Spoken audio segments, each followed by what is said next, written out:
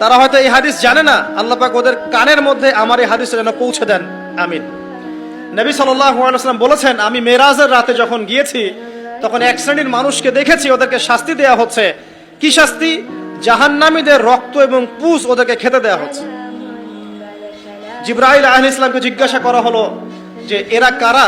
তিনি বললেন, এরা আপনার উম্মতের সেই সব ব্যক্তি যারা মাদকদ্রব্য সেবন করত। আল্লাহ রাব্বুল আলামিন তার হাবিবের মাধ্যমে জানিয়েছেন, যখন কোনো মুসলিম মাদক সেবন করে বা কোনো ব্যক্তি মাদক সেবন করে তখন 40 দিন তার নামাজ কবুল হয় না। এরপর যদি সে তওবা করে তাহলে আল্লাহ পাক তার তওবা কবুল করবেন ইনশাআল্লাহ। যদি সে আবারও মাদক খায় তওবা করার পর, আবার 40 দিন তার নামাজ কবুল হবে না। যদি সে আবার তওবা করে আল্লাহ পাক আবার তাকে মাফ করে দিবেন। যদি সে আবারও মাদক খায়, আবার 40 দিন তার নামাজ কবুল হবে না। তারপর যদি আবার তওবা করে, আবার আল্লাহ তাকে মাফ করে দিবেন। এরপরেও যদি সে আবার মাদকদ্রব্য সেবন করে, নবী সাল্লাল্লাহু আলাইহি ওয়াসাল্লাম বলছেন, তাকে আল্লাহ রাব্বুল আলামিন পরকালে মৃত্যুর পরে তিনাতুল খাবাল পান করাবেন। তিনাতুল খাবাল।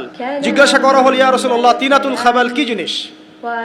নবী সাল্লাল্লাহু আলাইহি ওয়াসাল্লাম উত্তর দিচ্ছেন, এটা হচ্ছে জাহান্নামীদের রক্ত, মাংস, এগুলো পুড়ে পচে যে রসটা বের হবে, এটা হচ্ছে তিনাতুল খাবাল।